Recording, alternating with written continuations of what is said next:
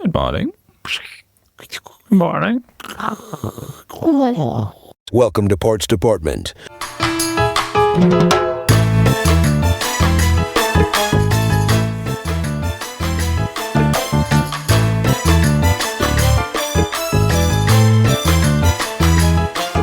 Which one's Carrie? Was that AI stealing from Sex and the Shitty? Shreddy? Oh, you got all the sound effects today. Look at you go. Just got, I've had this bell on my desk that's for a real like 50 bell. episodes, and I don't think I've ever hit one. I don't have any real props in the studio. Wait, let's start again. Ready, go. That's awesome. Yeah. Who needs buttons, MIDI buttons, when you can have real props? That's the only one I got. I mean, I've got like other pieces I could hit on things, I guess. The random parts. Yeah. Not so good. Pew! 100 episodes, eh? It's 100. Is it already 100? Shit, I lost my bet. Congrats. We made it? Made it? It's what Netflix has been waiting for, and now they're going to come with all the money. If they make it to 100. Just you wait. Yeah. Oh, thanks for the idea. Seeding the idea. What did Oh, this. I think you brought it up, and then we forgot about it, and then Rubbish. Then I was like, oh, well, maybe I'll just ask on Instagram while Jem's sleeping. No, you sent me a message saying, do you want to make a podcast? And I was like, yeah. Oh, yeah, that. What are you talking about? That. Oh, wow. I wasn't thinking we were going that far back. All the way back, baby. All the way back. Back to, I think about it often. The thing that I saw you do first was playing with like a water bottle or something over your sink. And Laura was filming you as you were trying to figure out how to machine, I believe, dowels for the pencil sharpener was there. The pencil sharpener, yeah. And I was like, oh, this guy looks right up my alley. Slightly crazy. I also imagine objects in front of me and then turn them around in my head. Someone was telling me the other day that some people can't 3D model in their head. And I was like, wow. I cannot imagine that life. But okay, I believe it. I've been able to do that much longer than I've had the skills to do any of the things with it. Yeah. I've had the ideas forever. It's just, there's people that like, well, God, there's a whole range of things, right? Like people that can't imagine objects at all, I think. Which, yeah, I guess we would be doing something else. Yeah, probably. Accounting. Banking, maybe. Poor banking. Numbers. Nothing wrong with numbers. Do you think they imagine numbers in their head? Oh, absolutely. Maybe that's why they're so good at it, because they see the numbers. Don't know. It's like that, those old, like, early 2000s movies when somebody was hacking, there'd always be, like, streams of numbers coming down. Raining down. Yeah. Oh, what's news, Buttercup? What's news, Buttercup? You have product launch. Yeah. Casually launched a product. Kind of came out of nowhere. I mean, did you piss off your team just launching stuff out of nowhere? No, strangely enough, I didn't.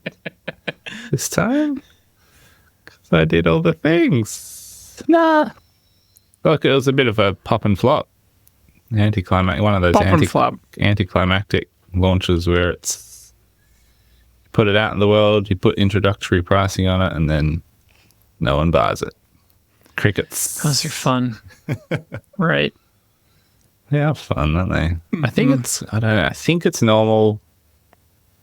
The problem is I've been tainted by that one experience when we launched Guitar Parts where we like sold out overnight. I think that was before we started chatting. Yeah, well before. Yeah. Right. So whenever sold out over, you were like showing the build up though, right? Yeah, for like a year. Yeah. Okay. Those are different. So yeah, bit tainted by that. But yeah, it's always a bit disappointing. But that's all right. Crack on. I didn't get an email, Well, indeed. an EDM. Haven't sent an EDM. So I totally forgot. I'm just not in EDM land. Check your inbox. Here we go.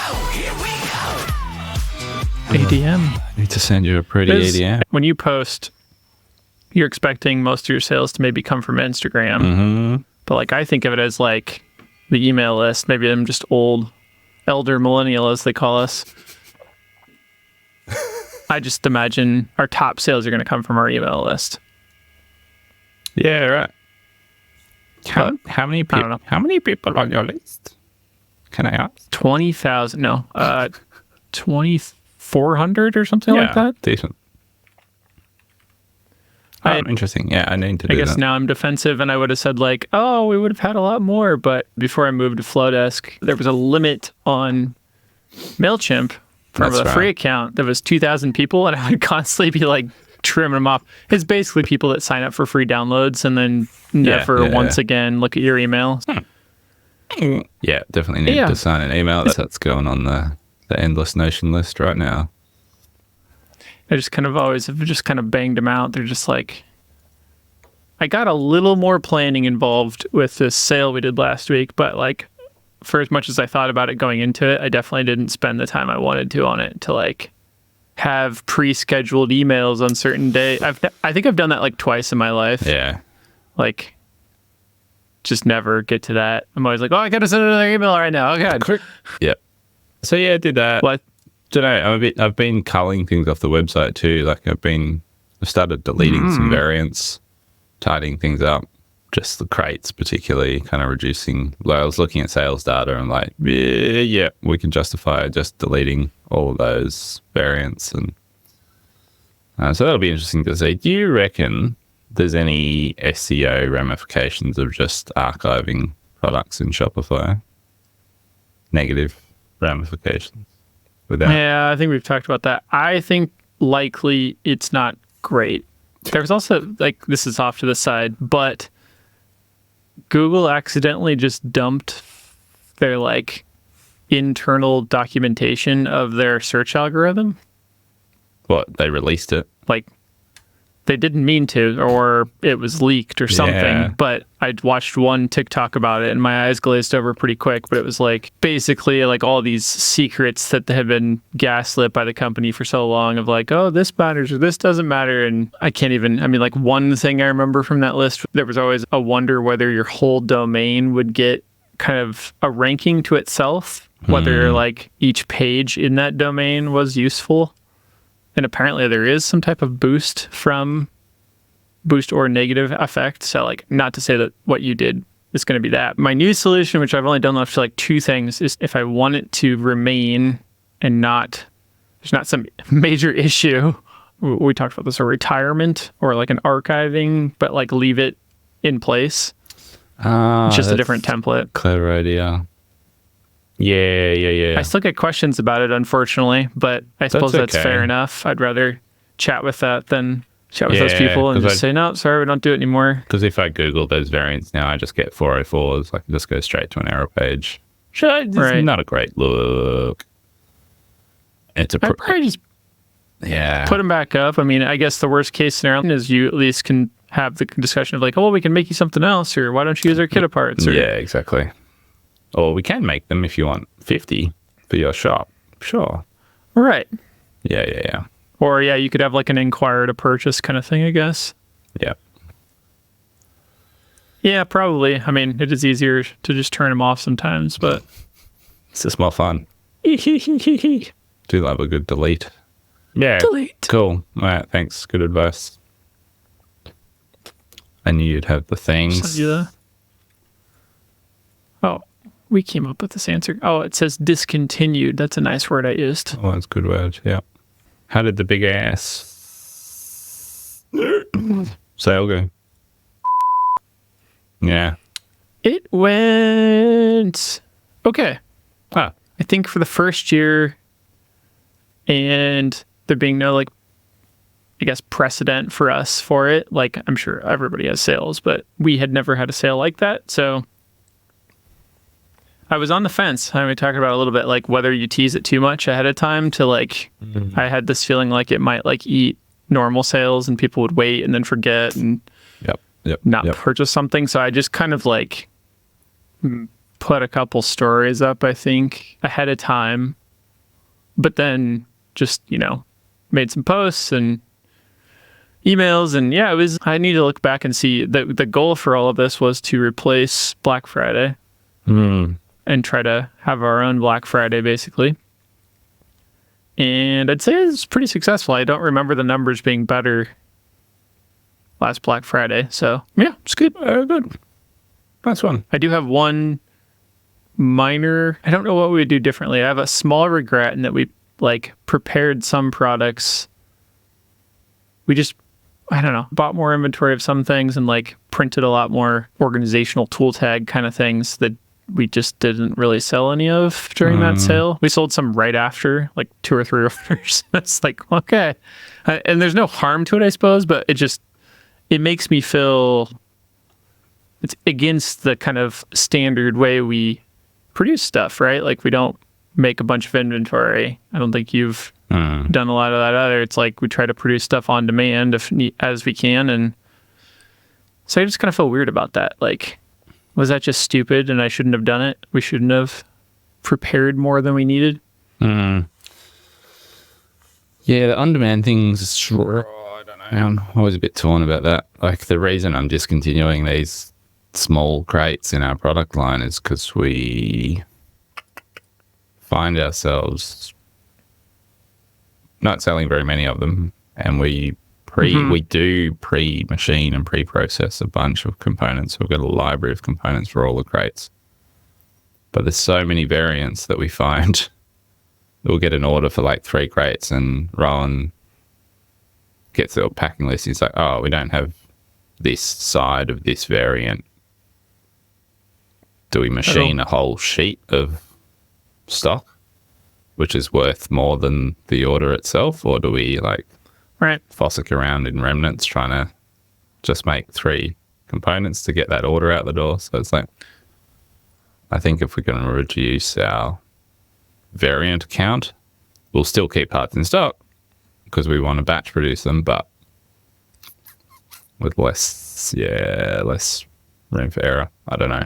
Because, it would be nice if all of our core products were just in stock all the time. What if you could just quickly re-nest what you needed and only cut what you needed? That'd be cool too. Wouldn't that be nice? Gonna go for a 4th week of nesting. Fury. I'm not gonna do it. I did already, damn it. Move on. Yeah, no, I get that. Oh, I mean, we're currently running some parts for the pedestals that almost everything is incredibly modular.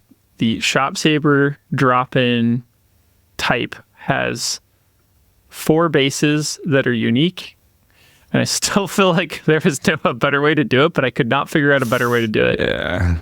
Everything else is modular, where we just need to make the same part over and over again, just those. So, I mean, it's still a good product. It's just we're currently making more of those that we didn't have because you can't make them easily. But that's what it is. I know what you mean. What is an EDM product? Is that the mail or the song, the music? That's the reminder to myself to send an EDM. Oh. I'm just using the show notes as my personal to-do list now, Right. Yeah. That'd be nice if there was we could absolutely probably do that. We put hashtag gem, and then afterwards, the whole script just pulls it out and sends it to us. You just made me miss workflowy. Damn you. Because you could, sort by that. But yeah, it's been interesting working on product stuff this week because I found myself very torn between, I have this clear desire to be a product-focused business, and yet I find myself feeling guilty every time I focus on product stuff and don't quote custom projects. And so I don't know, it's and maybe I need to do some full day time blocking or something where Tuesday is product day and Wednesday and Thursday are custom days or something. But whenever it was that I launched on Tuesday, I think it was. I was like, right, I need to do, like, this has been on my list for weeks. I just need to do this afternoon now, and went and set up the photo booth and did it and launched it and put it online quickly. All the while going, oh, crap, I haven't sent that person that quote, and I need to update that drawing for that custom job, and it's just like, ugh. I think I'm still behind on emails from before the sale Yeah. started. Yeah, I saw your note there about being torn, and it's just like, I mean, thankfully our product sales have become the top driver, so it feels smart to put the focus into that. But then I've been finding myself more lately the opposite of where I've always been, is like, should we be shutting off the service work? It's just like, I feel like I cannot not give a decent amount of consideration to each inquiry. It's like this like scarcity mindset or something, even though I'm pretty certain when I see it, I'm like, yeah, I don't know, it's probably not for us. But then I'm like, but if you could do it, you know, how would you do it? And then I think about it too long, and then I'm emailing with the customer, and reality, I just spent like way too much brain power when I should have said no right away, you know? I know. There's something about that. I find it particularly hard to make those calls in your own business, on your own stuff. Like, I was chatting to a friend during the week who listens to this. Hello. About, hi friend. Hello. About this problem. And, you know, do you take on non-ideal work that's going to generate income for you, revenue for you, as a means to an end to get to a certain point that is not that activity? Or do you just like cull it now and focus on what the end goal actually is? And obviously that's a complex scenario, and there's, you know, all sorts of cash flow requirements that'll be different in every business. But yeah, it's easier to chat someone else through that and go, hey, focus on this, than it is to like look at an email in the inbox and go, oh, yeah. Like, especially, I just realized after, you know, as you're talking about that, I think part of that problem is we both came from like the we'll solve all your problems version of job shop work, where it wasn't just like, we machine only titanium parts that are cylinders, you know, like we'll do anything that goes on a router, we can do it, you know, like, yeah. And so part of that's just kind of like baked into my MO, I think, of just like not wanting to say no right away. But anyway, it makes me want to have like a really like deep, difficult, almost contractual quote request. Or it's like by the time we get this quote request, we've already been guaranteed $5,000, you know, like. Yeah, well, you won't get many inquiries through that, so that'll do the job. Yeah, it's perfect. Nicely. Yeah, that's what I'm trying to do. Scare these people away. Get them to say no. I thought I'd done that with our quoting form, but I find people still just sort of glaze over that bit and send it anyway. Hopeful, optimistic. Fair enough. Yep. Yeah. We've talked about this probably before too, but like, I swear every time I say no, it makes them come back harder. Like, it's like getting rejected is just like, for whatever reason. And have found it's usually easier to say no with like one minor reason, not just no. Oh, yeah. Because they're like, why? What's wrong with my product? You know, it's like this like deep, like, oh my God, what did I do? Yeah. Which I get. I'd probably be the same way. I've got some templates which say no, but here are a couple of other businesses that might be able to help you. And if I ping one of those off quickly, like within the hour, people tend to be super appreciative of that they've got a response and have been given. Which, you know, I had exactly the same situation last night trying to call a plumber, and the first two I spoke to were like, no, booked out for the next 3 months, but here's another number you can try. It's like, great, thank you. That's good. It's good. It's a good way to do it, I reckon. Yeah. Just go, it's nice. no, but try these people. The worst is when I know that question's coming often, and I do try to do the same, but then when I don't have a recommendation, Yeah. people are like, Oh, it's even worse. They're like, what do you mean? And I'm like, I don't know. I don't research my competition for this one specific job. I'm using, this is my note here. I've been thinking about this. Every time we talk about it, I want to make a Venn diagram of what our job shop work should be. And I've thought about this a million times, and I just want it to be right behind my computer here.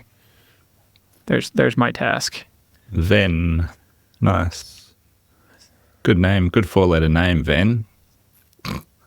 Oh, yeah. Let Laura know. You've got the name figured out. I've got it. On the alert for good 4-letter names. Middle name Dia. I was thinking Gantt. Gantt's quite good, isn't it? Too many letters in it there. Gantt Venn Gantt. Venn Gantt. That's quite a good name, actually. Venn Gantt. Venn Gantt Freeman. Enterprises. Did we get some 100th episode questions? I didn't even know. Got a few. Did you ask? I didn't can't even look at my notice. phone to see if we got more yet. We got asked for some comments or questions for the 100th episode, and Dylan was the first one to respond. He said, what is the habit or way of doing something that each of you have picked up from the other that has helped you the most? Apps. Bloody apps. Apps. I remember one of apps. the things that struck me about being on screen with you early and getting a glimpse, like the first few screen shares or something, and seeing how many bloody icons you had across the top of your Apple. It's like, oh my God, he's got everything running. And then Let me trigger you some more. over the months that we started doing this, I was like, oh yeah, Text Sniper, that's awesome. I'll use that. Oh yeah. I'll use that app. Oh, that's great too. And now I've got like a whole little bar of little widgets as well. I reckon that's all the productivity hacks. I can't say no to a good menu bar item, apparently. Holy smokes! Kind Yeah, of an app guy. you've gone to town. Wow. Well, I'll say that, let's see, 5 of those things are because we're recording. But yes, I have a lot. That's awesome. I have a lot. Wish I had some of those. I don't have to see them. I think the thing that I don't follow, but I know is good for me, is the daily diary scenario that you were doing. Default diary. Default daily diary. That's why I can't even remember the name. That's why I can't do it. I did that for quite a while before my child was born, I believe, and things have been pretty chaotic since then. Yeah. I don't know. I think after especially watching, I was going to say, your video of your product launch, and like, there's just I've been rethinking a lot of my social media attempts. Your editing and video making is definitely, how do I say it?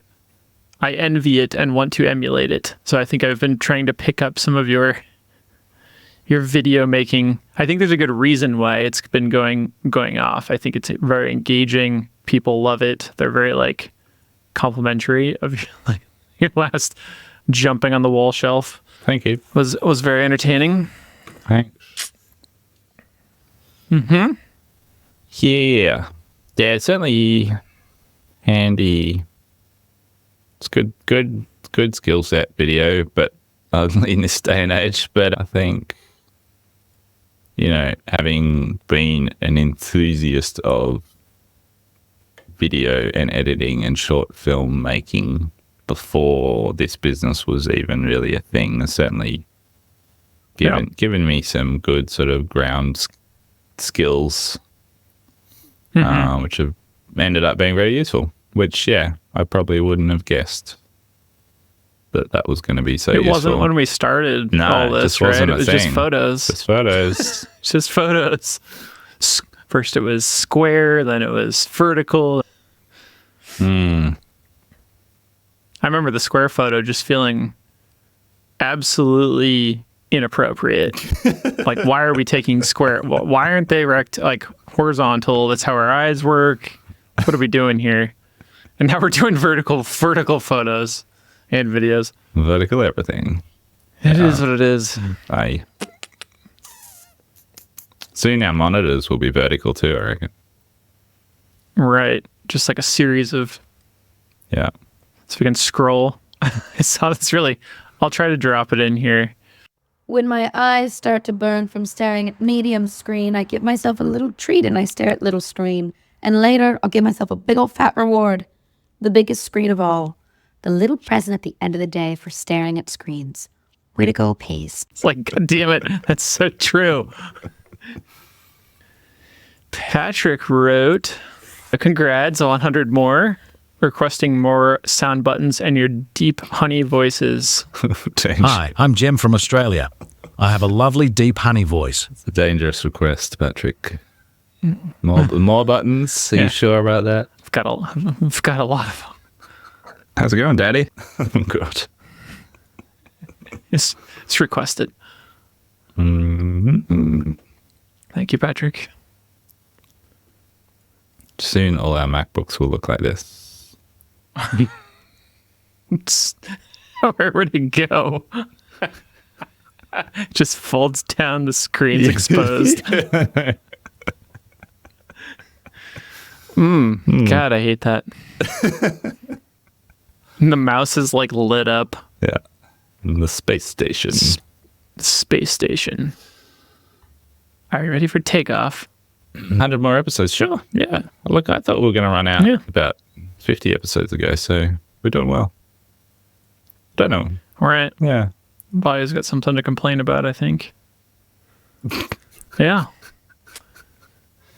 Sure you want another 100 episodes of Justin complaining about nesting? Sure. You sure? We need a nesting button. Yeah. Don't have one of those. You could make a song about it on Udio. All right. Great. Yeah. Like a diss track. That. This trick on nesting. Talking about nesting, but you missed the mark. Fusion tools, you in the dark. CNC clean, your cuts are stark. Precision game, you way off par. Misaligned paths, no clear route. Fusion knows what you about. Your settings flawed, bits wear out. Claim you efficient, but I doubt.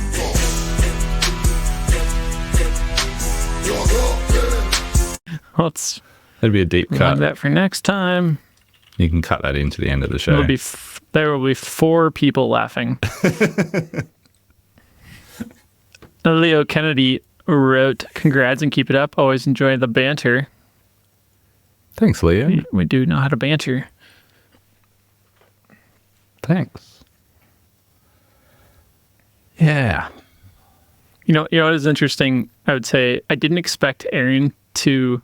Obviously, I talk about doing this with her, and you come up, and I talk about you and your family, and I think we've become friends through this, which is interesting. Being so far away, never actually like meeting in person, and it's made Erin really want to go to Australia. Yeah. I have a really good friend lives in Sydney now, but so yeah, that should happen at some point. So someday, yeah. Look, you would really like to make it over there at some point as well. If you didn't live in such a crazy country, probably already be there. But I find there's a bunch of people I'd like to visit and tour their workshops. I'd love to do like a US workshop tour. That would make me very happy. Ooh, that'd be fun. But you I find the concept of going to the States quite intimidating. Just like where you would go, or the guns, or Yeah. Safety. Me too. Safety Me factors. too.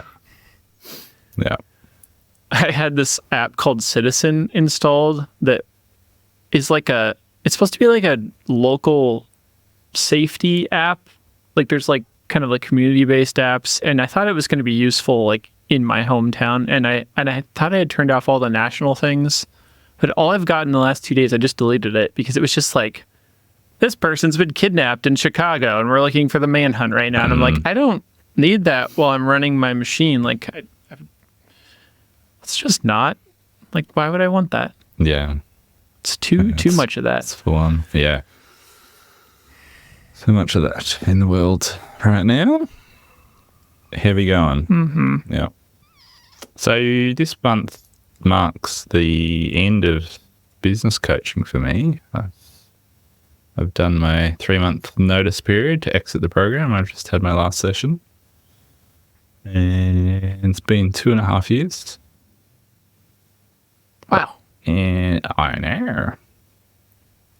Was I already doing it? We must have been. Yeah, I must have already been doing it. Well, I was trying to think. I thought you must have changed what you were doing. So I feel like you started a different portion of it when we were talking, but you started before then, when obviously. did we start this? 2022. April 2022. Yeah, I'd been doing it for 6 months when we started recording this. Okay, that makes more sense. This fancy Airtable base, I could just quickly scroll to the bottom and see when we started. Mm-hmm. That's probably your biggest influence on me is probably Airtable, because I reckon that's one of the first videos that I remember watching of yours was Airtable and Interesting. QR codes. Yeah. I was like, yes, I want to do this. I want to go to there. I want to do this so nobody else will use it but me. But yeah, end of this coaching program, and look, it's been really positive overall. In part, it's the thing that led us down the growth and over-capitalized path that kind of led us to this downsizing. You know, not blaming in any way, but like we were certainly encouraged to grow, and we chose to grow and made a lot of decisions around that, which led us to a point where that clearly wasn't working. So yeah, but I don't sort of regret that or blame that, having been in that program as a direct result of that, because all of those decisions we made ourselves to pursue that growth strategy. Yeah. But I certainly learnt a hell of a lot about how to run a business and numbers and things. But one of the biggest things I'm aware of ending is being forced to reflect, like, you know, once a week, once a month, getting sat in a Zoom session.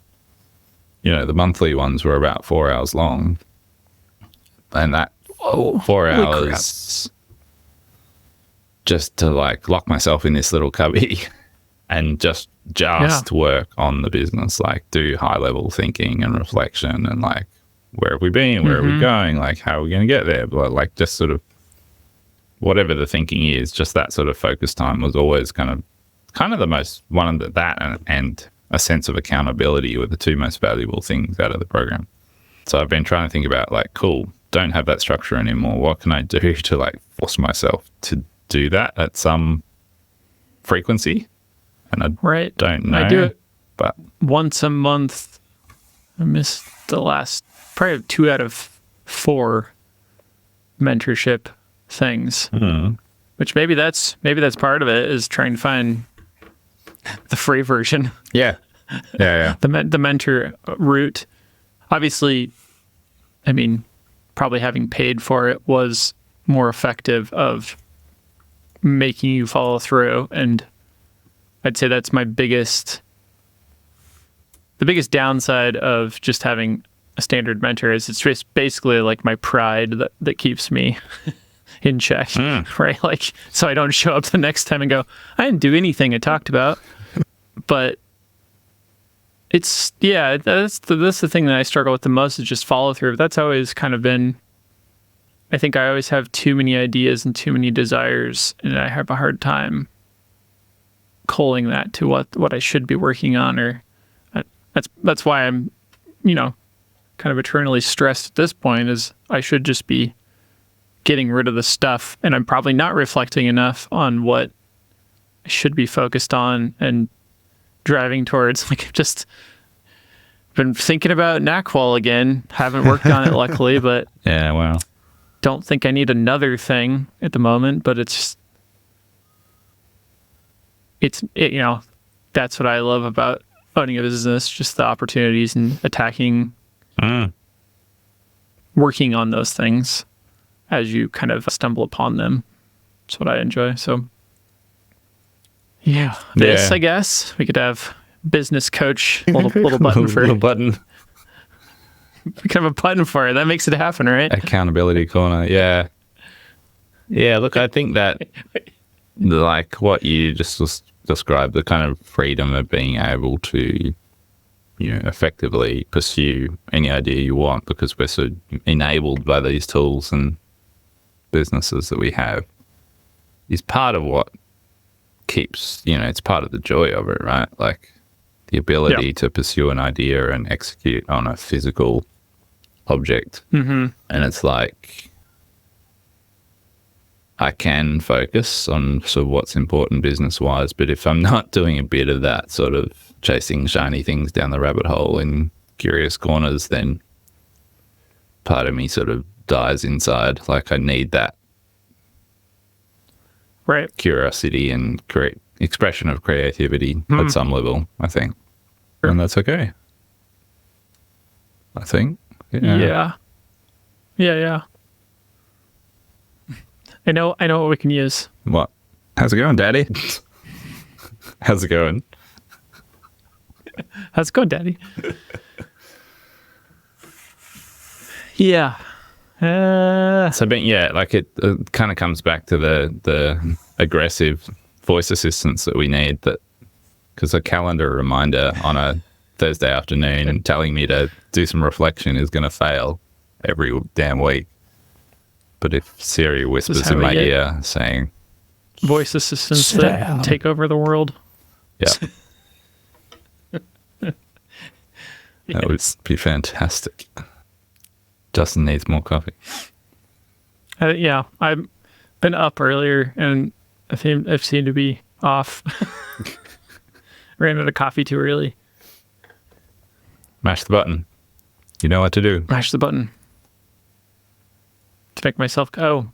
It's coffee time. So quiet. Not that one. Put that coffee down. You mean this one?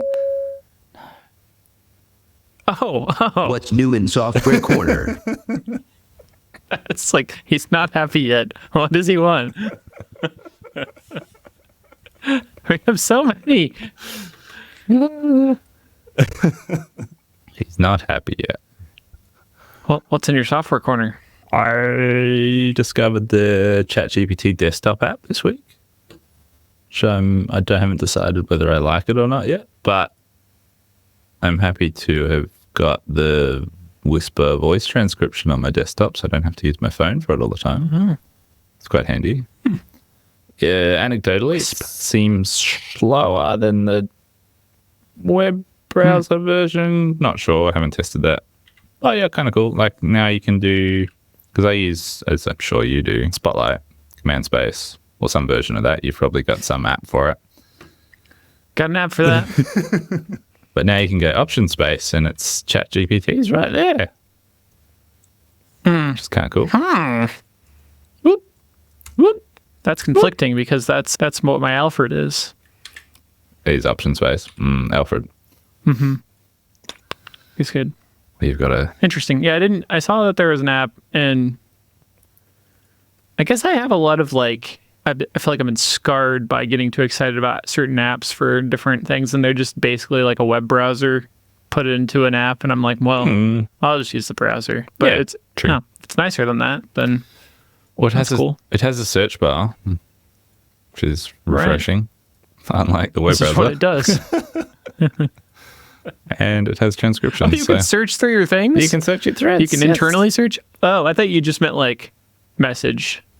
That makes more sense. No, you can search your threads, which is good because the option space thing means that you're kind of creating a whole lot more threads all the time. Every time you hit option space and input something, it's a new thread. Yeah. But now that it can remember things between threads, pretty good. I had my first clear experience of memories the other day where I was quizzing it on some Profit First stuff, and the answer made reference to my new Notion, like, to-do list thing. I was like,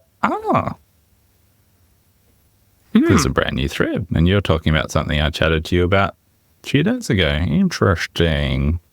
Right. And so then I found the spot where you can manage memories, but you can also specifically ask it to remember things. So it's like, remember this, ... It's like, right. Oh, cool. Okay. I will. So my question is, what the hell is the difference between instructions and memories, and like why now do we have two separate things? Yeah, well, I'm tempted to dump my custom instructions now because it feels like it's, they're potentially conflicting. Anyway, I haven't. That was fun. Yeah. Right. You can go in and delete memories if it's remembered something is not relevant or you don't want in there as something that's going to refer to, then you can go in and just kill it. My bank password. Trim it out. I just got a puppy.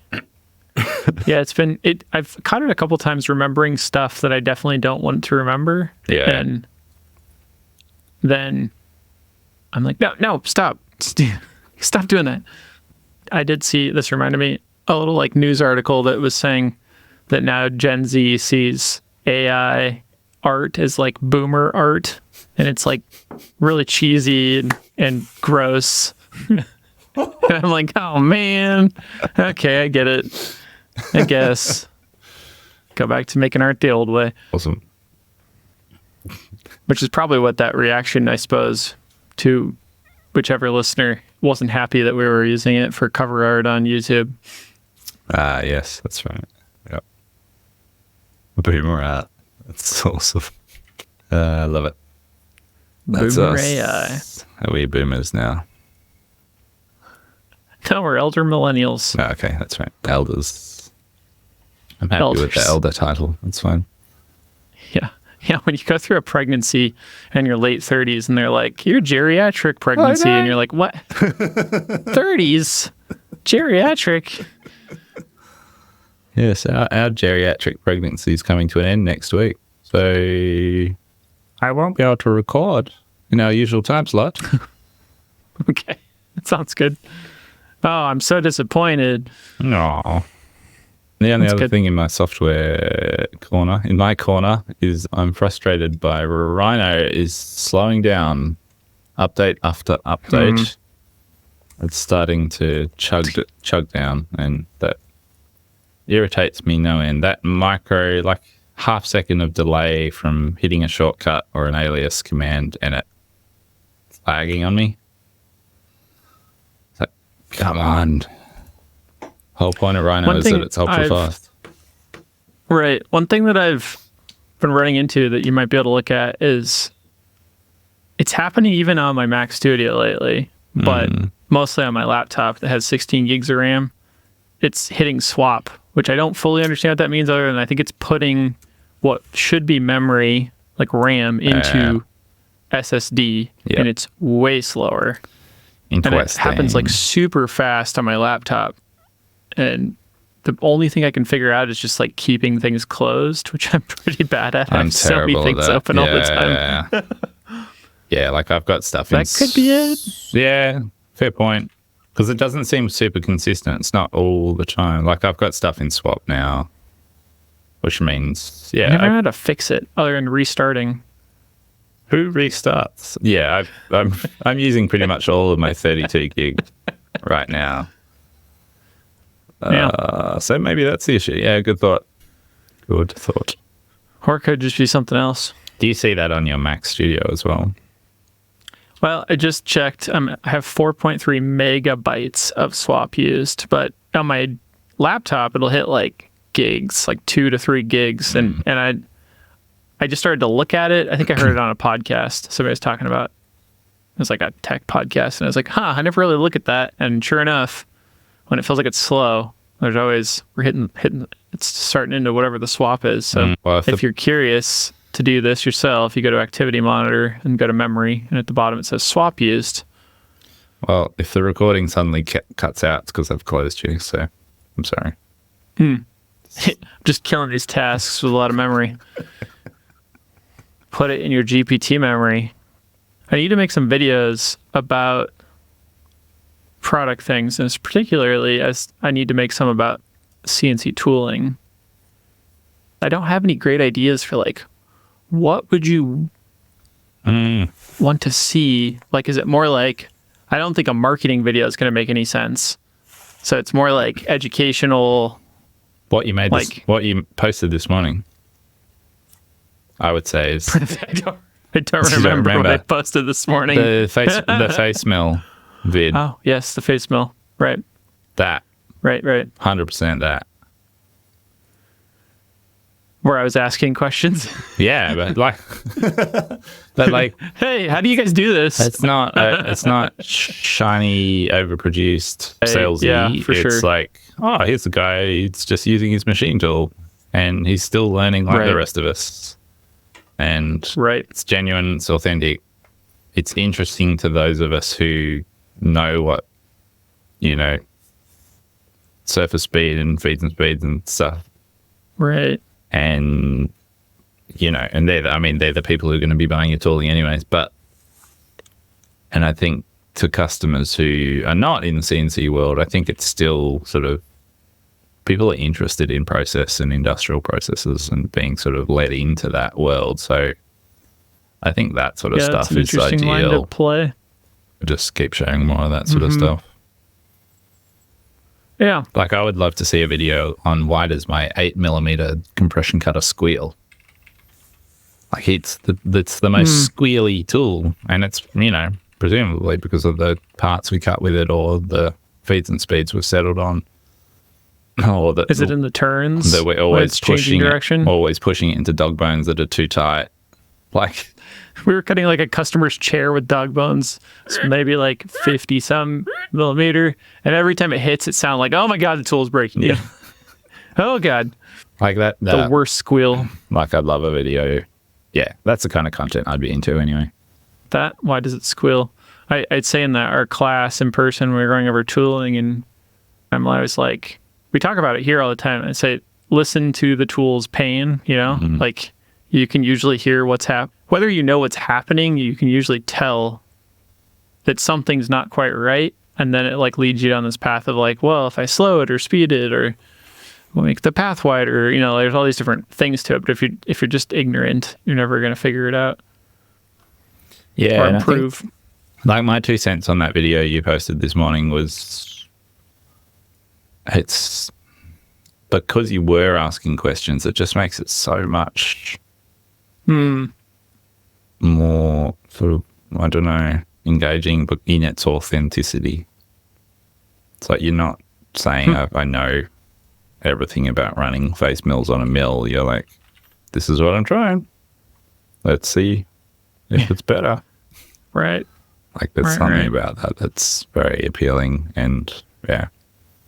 It's Yeah, kind of- no, I know what you mean. Yeah.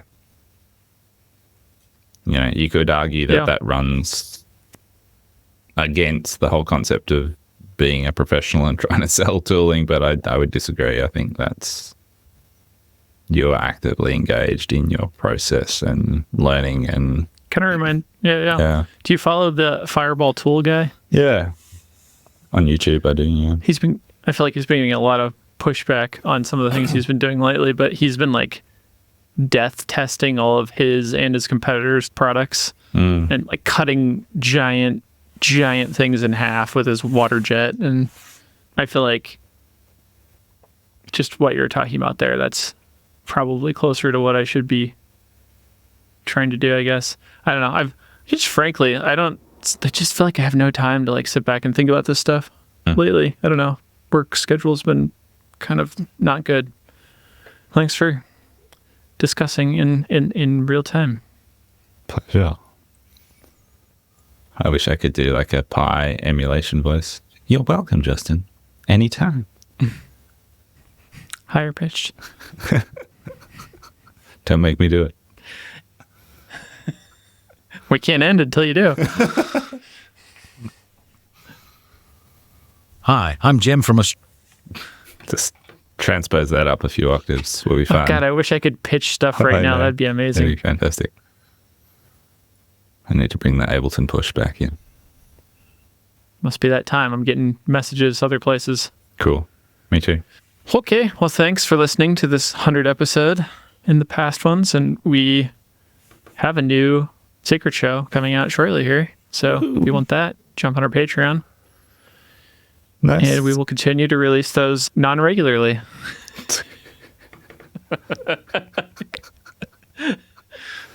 Yes. Yes. If let us know though if you are on our Patreon, we appreciate you. Thank you. You help cover the software that keeps us running. Keep the But buttons hot. Curious. Other than like the infrequent secret episode, is there anything that you would find useful? Because I have had this idea and I haven't executed on it. It's an idea on the list of doing Patreon only screen captures of like, hey, this is how our quoting soft like Airtable works, and just like do a quick little doodaloo, howdy do, because I suspect like most people there are maker aligned in some way or another and may find that sort of content useful. So yeah, send us a message if that sort of content would be of interest to you, because happy to jump in there and upload some vids between the secret shows. So yeah, there's a bit to do. Cool. Okay. I'll Bye-bye. see you next time with another small person. Oh, hooray. Hooray! Chaos. Good luck. Bye. Bye.